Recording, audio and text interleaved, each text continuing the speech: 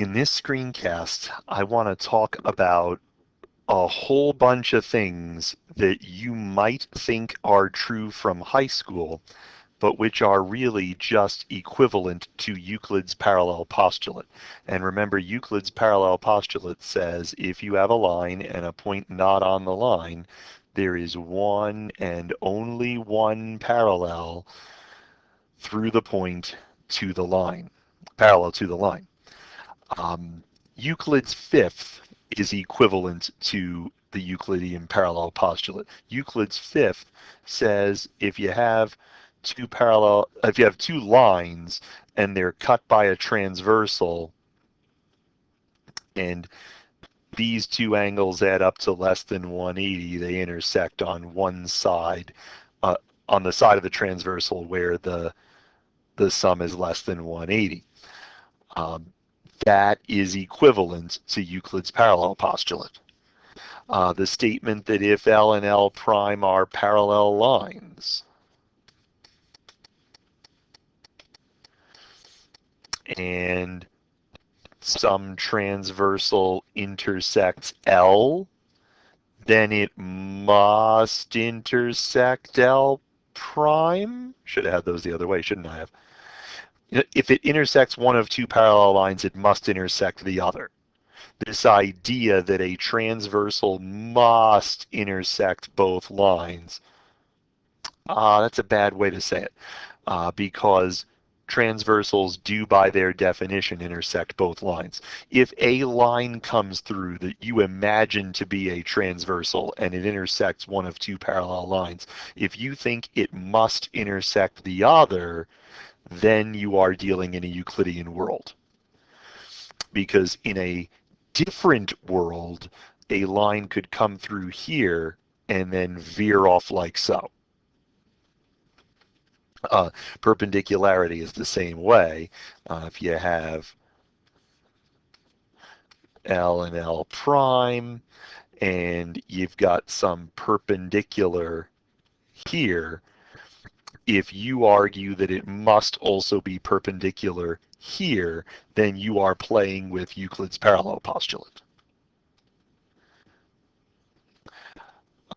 If you're in a situation where K is parallel to L and M is perpendicular to K and N is perpendicular to L, then these two lines must be parallel. That is equivalent to Euclid's parallel postulate, because in another world they could touch, and they could touch without being the same line.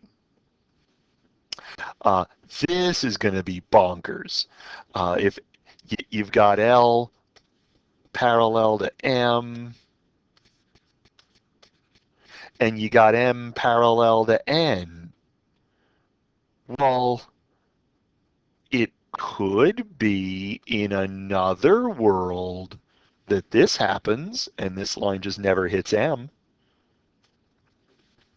But in the Euclidean world, if M is parallel to some third line N, then either that's N or that's N, and none of them ever touch. That's a Euclidean idea.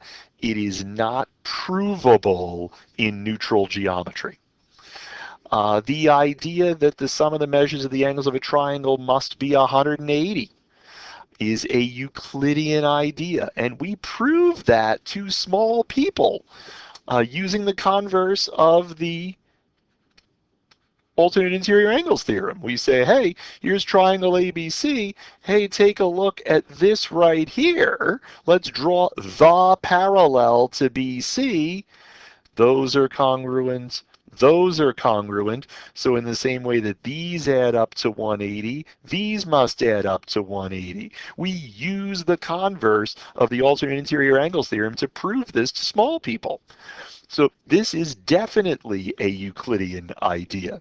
It is also a Euclidean idea to talk about similar but non-congruent triangles. The idea that two triangles could have the same shape but different sizes. That, as we will see, is a Euclidean idea. in other geometries, that's just not true. It's not possible. And we will talk about that more as the course goes by.